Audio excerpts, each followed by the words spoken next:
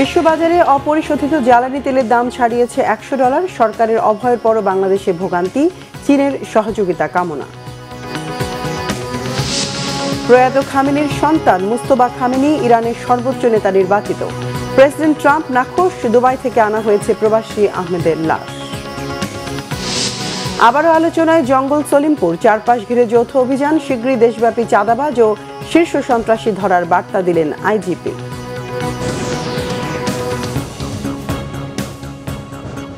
দেখছিলেন crown cement সংবাদ শিরোনাম, এবার বিস্তারিত সংবাদ। বিশ্ববাজারে অপরিশোধিত জ্বালানি তেলের দাম ব্যারেল প্রতি $100 ছাড়িয়েছে।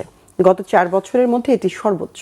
সোমবার আন্তর্জাতিক বাজারের অপরিশোধিত জ্বালানি তেলের দাম ব্যারেল প্রতি $110 থেকে $117 মধ্যেই ওঠানামা করছে।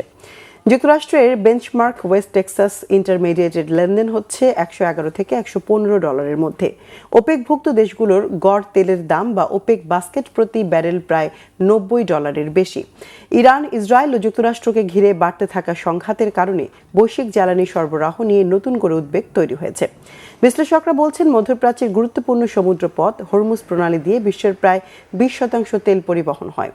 অঞ্চলটিতে নিরাপত্তা ঝুঁকি বাড়ায় অনেক তেল ট্যাঙ্কার চলাচল সীমিত করেছে, ফলে বাজারে সরবরাহ কমে যাওয়ার আশঙ্কা তৈরি হয়েছে। এর পাশাপাশি কয়েকটি তেল উৎপাদনকারী দেশ উৎপাদন ও রপ্তানি কমাতে পারে, এমন আশঙ্কায় আন্তর্জাতিক বাজারে তেলের দাম দ্রুত বেড়ে যায়। বিশ্লেষকদের মতে, তেলের দাম দীর্ঘ সময় উচ্চ পর্যায়ে থাকলে বিশ্বজুড়ে জ্বালানি ব্যয় বাড়তে পারে এবং এর প্রভাব পড়তে পারে দ্রব্যমূল্য ও মুদ্রাস্ফীতিতে। উন্নয়নশীল দেশগুলোতে পরিবহন খরচ ও বিদ্যুৎ উৎপাদন ব্যয় বাড়ার আশঙ্কাও রয়েছে। জ্বালানি তেলের জন্য রাজধানীর পাম্পগুলোতে আজও দীর্ঘ লাইন। ঘন্টার পর ঘন্টা লাইনে দাঁড়িয়ে রেশনিং পদ্ধতিতে তেল নিচ্ছেন ক্রেতারা। রাজধানীর বিজয় সরণি এলাকার তেলের পাম্প ঘুরে সোমবারও দীর্ঘ সারি দেখা গেছে। চট্টগ্রাম বন্দরে জ্বালানি পণ্য সহ জাহাজ পৌঁছলেও সংকট এখনও কাটেনি। তেলের সংকটে একদিকে বিভিন্ন পাম্পে তেল বিক্রি বন্ধ রয়েছে, অন্যদিকে নির্দিষ্ট পরিমাণ তেল বিক্রি করছে কিছু কিছু পাম্প। তেলের সংকটে রয়েছে কিনা এমন প্রশ্নে কর্তৃপক্ষের মিশ্র প্রতিক্রিয়া রয়েছে।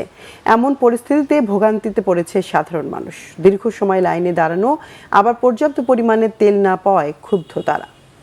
নর্মালি যারা ইউজার তারাই অনেক সময় পাচ্ছি না আর কি, তো এটা তো একরকম তো ভোগান্তি। আর যে যে পরিমাণটা তেল দিচ্ছে সেটা আসলে অনেক কম। সেটা আমাদের জন্য যারা কর্মজীবী মানুষ তারা প্রতিদিন এসে আসলে তেল উঠানোটাও সম্ভব না। এটা তো অবশ্যই আমাদের জন্য একটু কষ্টসাধ্য হয়ে যাচ্ছে, যেহেতু প্রায় ধরেন 40 মিনিট ধরে সিরিয়ালে এখানে আছি, অফিসের কাজকর্ম করতে পারছি না, এটা একটা সমস্যা। তারপরেও দেশের সার্বিক পরিস্থিতি বিবেচনা করে আসলে মেনে নিতে হচ্ছে। আর সংকট নাই কি, আমরা এই যে পড়ছি কি বিভাগে এটা তো আমরা বুঝতেছি। সারা ঢাকার ভিতরে কোন জায়গাতে আসছি ভাই, কষ্ট পড়েছে। এটা ভোগান্তির শেষ নাই। রমজান মাস আমরা 24 ঘন্টা চালু করে যাচ্ছি, আমাদের 25 জন অপারেটর কন্টিনিউ তেল দিয়ে যাচ্ছে, কিন্তু পাবলিক কেন এইভাবে ফুলমুলি খেয়ে পড়ছে আমরা জানি না। প্রত্যেকটা গাড়িতে কিছু না কিছু তেল আছে। দর্শক, এই মুহূর্তে বিজয় সরণির পেট্রোল পাম্পে আছেন আরিফিন শাওন, সরাসরি যুক্ত হচ্ছে তার সাথে। আরিফিন, রাজধানীর পেট্রোল পাম্পগুলোতে আজকের পরিস্থিতি কেমন দেখছেন? ধন্যবাদ জেবা আপনাকে। আমি এখন রাজধানীর বিজয় সরণি ট্রাস্ট পাম্পের এখানে আছি। এখানে আপনাকে দেখানোর চেষ্টা করছি যে দীর্ঘক্ষণ কিন্তু লাইনে দাঁড়িয়ে আছে বিভিন্ন মোটরসাইকেল এবং প্রাইভেট কার থেকে শুরু করে সকল ধরনের গাড়ি। এবং আপনি যে জিনিসটা জানতে চেয়েছেন যে বর্তমান কি পরিস্থিতি, আমরা এখানে যারা এসেছেন তাদের সাথে কথা বলতে জানতে পেরেছি যে তারা দীর্ঘক্ষণ প্রায় 1 থেকে 1.5 ঘন্টার উপরে দাঁড়িয়ে কিন্তু তারা তেল নিচ্ছেন এবং এটি কিন্তু তারা বারবার করছেন। অর্থাৎ একবার নিয়ে তাদের তেল প্রয়োজনের থেকে কম যেহেতু দিচ্ছে, তারা কিন্তু বারবার নিচ্ছেন। এবং অন্যদিকে কিন্তু আমরা ঢাকা শহরের আরও কয়েকটি পাম্প দেখেছি যে তারা তেলের সংকটের কথা বলে তেল বিক্রি বন্ধ রেখেছেন। তবে এই মুহূর্তে হচ্ছে ঢাকা শহরের ট্রাস্ট এই পাম্পটি কিন্তু তেলের পাম্পটি কিন্তু 24 ঘন্টায় তেল সরবরাহ করে যাচ্ছে, আমাদের এই দায়িত্বরত কর্মকর্তা যেটি জানিয়েছে। এবং তাদের প্রতিশ্রুতি হচ্ছে যে দেশে তেলের সংকট এখনও দেখা দেয়নি, তবে তারা তাদের চেষ্টা বা সাধ্য অনুযায়ী কিন্তু তেল সরবরাহ করে যাচ্ছেন। যেবা এই ছিল আমার কাছে সর্বশেষ সংবাদ। আরিফিন, ধন্যবাদ। তেলের সংকট নিয়ে রাজধানীর পরিস্থিতি তুলে ধরলেন। ইরান ইসরায়েলের যুদ্ধে জ্বালানি তেলের চলমান সংকট কাটিয়ে উঠতে চীনের সহযোগিতা চেয়েছে সরকার।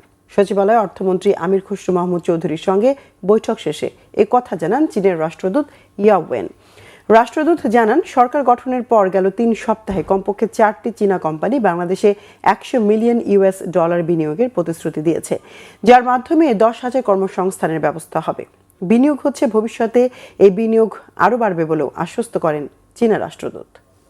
Almost all the countries in the world are affected by the conflict in the Middle East. And definitely China Bangladesh, we share a lot of commonality. We all appeal for peace. We can work together how to overcome these challenges.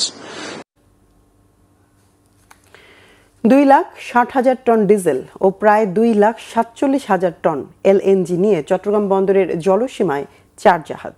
এরই মধ্যে 4টি LNG বাহী জাহাজ চট্টগ্রাম বন্দরে আসতে শুরু করেছে। 1,26,000 ton LNG নিয়ে আলজোর ও আল জাজাশিয়া নামে 2টি জাহাজ এরই মধ্যে বন্দরে পৌঁছেছে। এছাড়া আজ লুজাইল ও বুধবার আল গালাইল নামের আরও 2টি জাহাজ বন্দরের জলসীমায় পৌঁছতে পারে। এছাড়া গত বুধবার খোলা বাজার থেকে 2টি এলএনজি কার্গো কেনা হয়েছে। সিঙ্গাপুর থেকে আমদানি করা হয়েছে ডিজেলবাহী জাহাজ 2টি বন্দরে পৌঁছলে রাতেই খালাস কার্যক্রম শুরু হওয়ার কথাও রয়েছে। 2 জাহাজে 1,30,000 মেট্রিক টন করে মোট 2,60,000 মেট্রিক টন ডিজেল রয়েছে। আগামী 21 মার্চ সংযুক্ত আরব আমিরাতের জেবেল আলী ধান্না বন্দর থেকে অপরিশোধিত তেল ক্রুড অয়েল নিয়ে আরেকটি জাহাজ বাংলাদেশের উদ্দেশ্যে রওনা হওয়ার কথা। 1 লাখ টন তেল নিয়ে জাহাজটি হরমুজ প্রণালী না হয়ে বিকল্প নৌপথ হয়ে আসবে বলে জানিয়েছে কর্তৃপক্ষ। প্রয়াত আয়াতুল্লাহ আলী খামেনির দ্বিতীয় সন্তান মুস্তফা খামেনিকে ইরানের সর্বোচ্চ নেতা নির্বাচিত করেছে দেশটির বিশেষজ্ঞ পরিষদ। মুস্তফা খামেনিকে পূর্ণ সমর্থন জানিয়েছেন ইরানের প্রেসিডেন্ট, পররাষ্ট্রমন্ত্রী, ইসলামিক বিপ্লবী গার্ড সহ সামরিক ও রাজনৈতিক নেতারা। তবে ইরানের নতুন ধর্মীয় নেতা নির্বাচনে নাখোশ হয়েছেন মার্কিন প্রেসিডেন্ট ডোনাল্ড ট্রাম্প। এদিকে ইরানের বিভিন্ন শহরে মিসাইল হামলা অব্যাহত রেখেছে ইসরায়েল ও যুক্তরাষ্ট্র। লেবাননের হিজবুল্লাহ যোদ্ধাদের লক্ষ্য করেও চলছে একের পর এক হামলা। লেবাননে বাস্তুচ্যুত হয়েছে 5 লাখ বাসিন্দা। ইসরায়েল ও মধ্যপ্রাচ্যে যুক্তরাষ্ট্রের ঘাঁটি লক্ষ্য করে পাল্টা হামলা চালাচ্ছে ইরান। শহীদ আরাফাতের ডেস্ক রিপোর্ট। বিশ্বাস ও দৃঢ়তায় ইরান জাতিগতভাবে ঐক্যবদ্ধ। প্রয়াত আয়াতুল্লাহ আলী খামেনির দ্বিতীয় সন্তান মুস্তফা খামেনিকে দেশটির সর্বোচ্চ ধর্মীয় নেতা নির্বাচনের মাধ্যমে সেটি আবারও প্রমাণ করেছে ইরান। রবিবার দেশটির বিশেষজ্ঞ পরিষদ মুস্তফা খামেনিকে সর্বোচ্চ নেতা নির্বাচিত করে। এরই মধ্যে নতুন নেতৃত্বকে সমর্থন জানিয়েছেন ইরানের প্রেসিডেন্ট মাসুদ পেজিশকিয়ান, পররাষ্ট্রমন্ত্রী আব্বাস আরাকচি, ইসলামিক বিপ্লবী গার্ড সহ সর্বস্তরের সামরিক ও রাজনৈতিক নেতারা। মার্কিন হামলার প্রথম দিনে বাবা আয়াতুল্লাহ আলী খামেনি সহ মা, বোন ও স্ত্রীকে হারান 56 বছর বয়সী মুস্তফা খামেনি। ওই দিন পরিবারের সাথে উপস্থিত না থাকায় ভাগ্যক্রমে বেঁচে যান মুস্তফা খামেনি। মোস্তফা খামেনিকে সর্বোচ্চ নেতা নির্বাচন করায় নাখোশ হয়েছেন মার্কিন প্রেসিডেন্ট ডোনাল্ড ট্রাম্প। এর আগে মার্কিন প্রেসিডেন্ট হুঁশিয়ারি দিয়ে বলেন, যুক্তরাষ্ট্রের অনুমোদন ছাড়া ইরানের নতুন কোনো সর্বোচ্চ নেতা বেশি দিন টিকে থাকতে পারবে না। এদিকে ইরানের তেলের ডিপোতে হামলার পর বিভিন্ন শহরেও মিসাইল হামলা অব্যাহত রেখেছে ইসরায়েল ও যুক্তরাষ্ট্র। সোমবার দিনের শুরুতে তেহরান ও কোম শহরের আশেপাশে কয়েক দফায় হামলা চালায় মার্কিনিরা। লেবাননের হিজবুল্লাহ যোদ্ধাদের লক্ষ্য করেও চলছে একের পর এক হামলা। দেশটিতে 5 লাখের বেশি নাগরিক বাস্তুচ্যুত হয়েছে। ইরান ও লেবাননে হতাহত হয়েছে 3,000-এর বেশি মানুষ। ইসরায়েল ও মধ্যপ্রাচ্যে যুক্তরাষ্ট্রের ঘাঁটি লক্ষ্য করে হামলা অব্যাহত রেখেছে ইরানও। সোমবার ইরানের হামলায় ইসরায়েলের বেশ কয়েকটি ভবন ক্ষতিগ্রস্ত হয়। সৌদি আরবে এক বাংলাদেশি ও এক ভারতীয় নাগরিক নিহত হয়। আবারও ড্রোন ভূপাতিত করার দাবি তুলেছে সৌদি সরকার। কাতার, ইরাক, বাহরাইন ও সংযুক্ত আরব আমিরাতেও একাধিক ড্রোন ও মিসাইল হামলা চালিয়েছে ইরান। বাহরাইনে 22 জন আহত হয়েছে।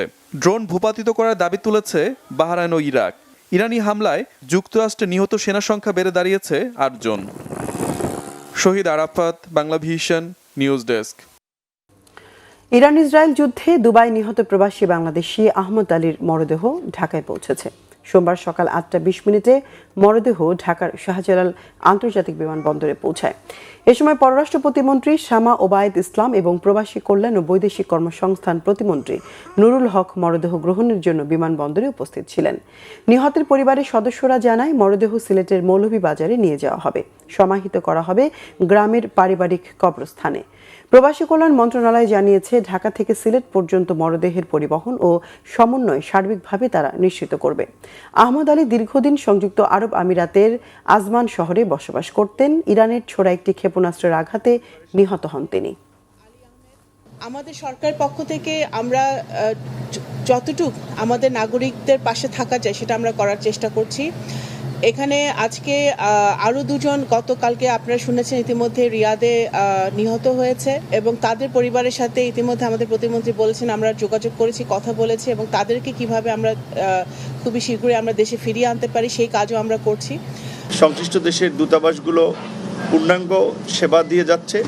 তো আমরা আমাদের বাংলাদেশি প্রবাসী ভাইরা যারা বিশেষ করে মিডল ইস্টে আছেন তাদের প্রতি আমরা এখনকার আসলে এই সংকটটা আমাদের হাত নাই, আমরা তাদেরকে নির্দেশনা বা পরামর্শ এটুকু যে যতটুকু সম্ভব সংঘাতপূর্ণ এবং বিশেষ করে যেগুলো আক্রমণের লক্ষ্যবস্তু হচ্ছে এই সমস্ত এলাকাগুলো একটু এড়িয়ে। গোয়েন্দা তথ্যের ভিত্তিতে চট্টগ্রামের সীতাকুণ্ডের জঙ্গল সলিমপুরে যৌথ বাহিনীর অভিযান চলছে। সকাল 6টা থেকে এই যৌথ অভিযান চালাচ্ছে সেনাবাহিনী, পুলিশ ও র্যাব।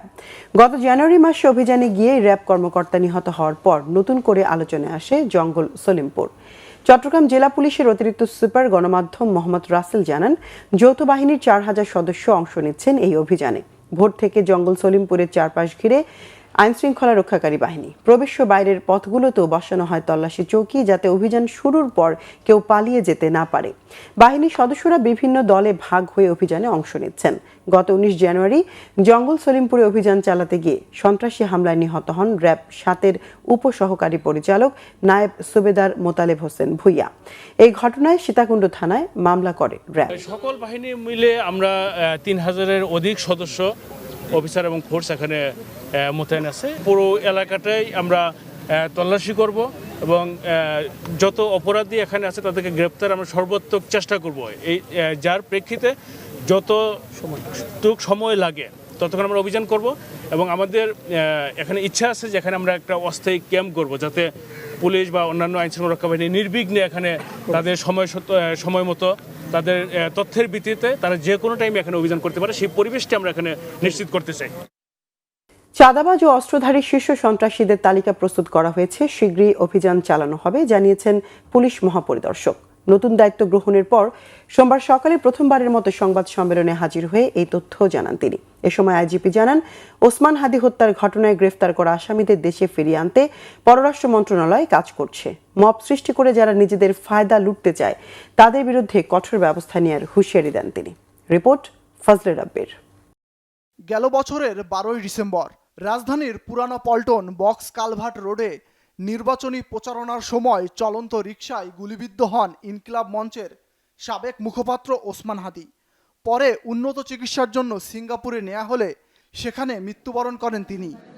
এই ঘটনার ঠিক 3 মাস পার হয়ে গেলেও আসামিদের গ্রেপ্তার করতে ব্যর্থ হয় আইনশৃঙ্খলা বাহিনী। অবশেষে রবিবার হাদি হত্যার ঘটনায় মূল অভিযুক্ত ফয়সাল করিম মাসুদ ও তার সহযোগী আলমগীরকে গ্রেপ্তার করে ভারতীয় পুলিশ। সোমবার সকালে হাদি হত্যার ঘটনা ও সমসাময়িক বিভিন্ন বিষয় নিয়ে কথা বলেন পুলিশের নতুন মহাপরিদর্শক আলী হোসেন ফকির। ফরেন মিনিস্ট্রি থেকে তাদের সাথে যোগাযোগ হয়েছে, তারা এই ব্যাপারে কার্যক্রম গ্রহণ করছে। হয়তো অচিরেই ইনশাল্লাহ আমরা দেখতে পারবো তারা বাংলাদেশে আমরা আনতে সক্ষম হব। ওইটা এক্সাক্ট এখন বলবো না, কারণ যে তালিকাটা আসছে এটার থেকে আবার একটু আমরা অনেকগুলো এজেন্সি থেকে পেয়েছি, এটা আবার আমরা সবকিছু মিলিয়ে কমন যেগুলা সেগুলোর বিরুদ্ধে আমরা ব্যবস্থা নিই। চাঁদাবাজি ও অস্ত্রধারী সন্ত্রাসীদের তালিকা প্রস্তুত করা হয়েছে জানিয়ে নতুন আইজিপি বলেন, মব সৃষ্টিকারীদের বিরুদ্ধে কঠোর ব্যবস্থা নেওয়া হবে। কিছু আছে এই মব থেকে ফায়দা লোটার জন্য, লুটপাট এবং বিভিন্ন রকমের অপকর্ম করার জন্য তারা এইটা আরও যারা ব্যাপক আকারে ছড়ায় সেগুলো চেষ্টা করে। তা আমরা মূল মব তৈরিকারী যারা তাদেরও লিস্ট তৈরি করতেছি, সে যত ক্ষমতাধর হোক তাদেরকে আইনের আওতায় নেওয়া হবে। পুলিশের পোশাক নিয়ে সাংবাদিকদের এক প্রশ্নের জবাবে আইজিপি বলেন, সরকারের সিদ্ধান্তের অপেক্ষায় তারা। পোশাক এটা আমি যতদূর জানি আমাদের সরকার সঠিক সিদ্ধান্তই নেবেন এবং এটা নিয়ে ওনারা পর্যালোচনা করছেন। আপনারা ওনাদের কাছ থেকেই ফাইনাল ব্রিফিংটা পাবেন স্বরাষ্ট্র মন্ত্রণালয় থেকে। ঈদুল ফিতরকে সামনে রেখে মহাসড়কগুলোতে চাঁদাবাজি ও ডাকাতি রোধে পুলিশ তৎপর রয়েছেও বলে জানান পুলিশ মহাপরিদর্শক। ফজলে রাব্বি, বাংলা ভিশন, ঢাকা। সকল দায়িত্ব অতীতের প্রতিশোধ বা আবেগ নয়, প্রধানমন্ত্রী তারেক রহমান ভবিষ্যতের প্রতিশ্রুতি নিয়ে রাজনীতিতে এসেছেন বলেছেন তথ্যমন্ত্রী জহিরুদ্দিন স্বপন। দেশ ও মানুষের উন্নয়নে তারেক রহমানের পরিকল্পনা আর প্রতিশ্রুতির কথা স্মরণ করিয়ে দেন তথ্যমন্ত্রী।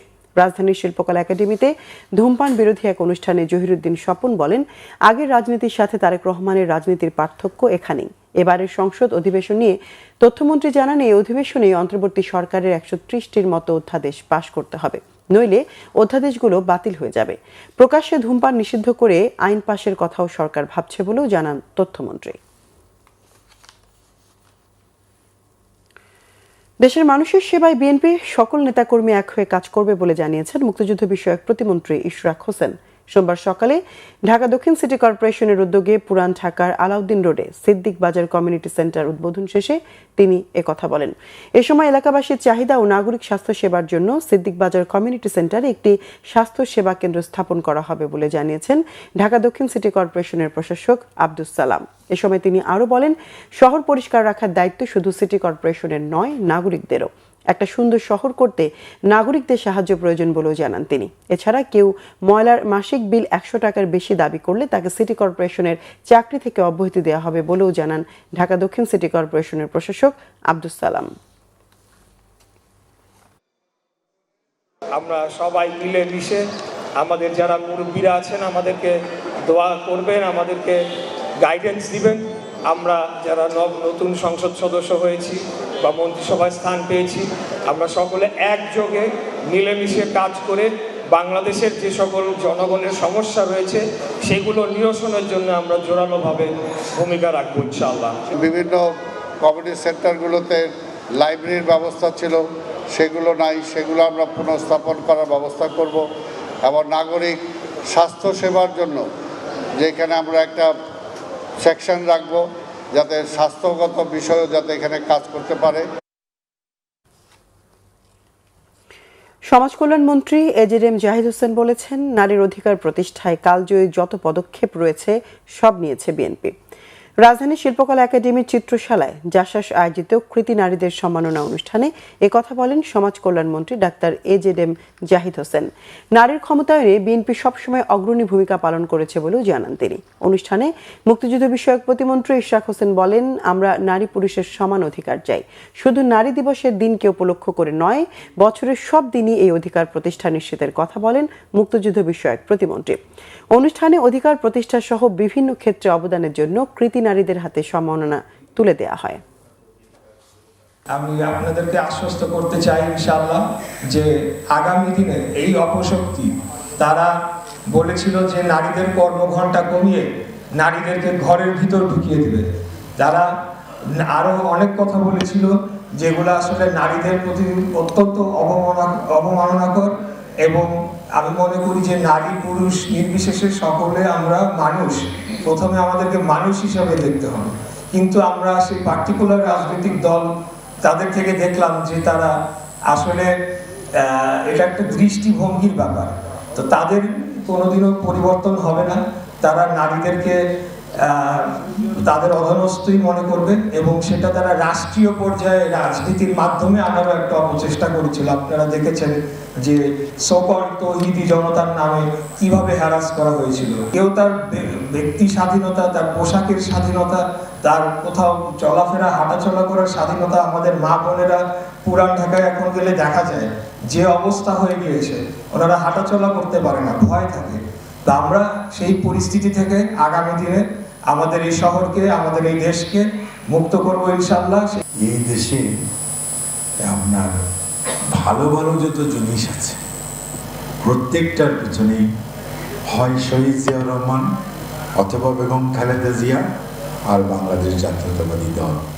তারই ধারাবাহিকতায় আমাদের বর্তমান প্রধানমন্ত্রী, বিএনপির চেয়ারম্যান জনাব তারেক রহমান, উনি কিন্তু এই যে ফ্যামিলি কার্ড, মানে উনি বলেছেন ওনার মায়েরা বলেছিল 12 ক্লাস আর উনি বলেছেন স্নাতকোত্তর। দর্শক, এ ছিল এখনকার মতো। পরের সংবাদ বিকেল 4টায়, এর আগে 3টায় রয়েছে নিউজ টপ 10 দেখার আমন্ত্রণ রইল। এতক্ষণ সঙ্গে থাকার ধন্যবাদ সবাইকে।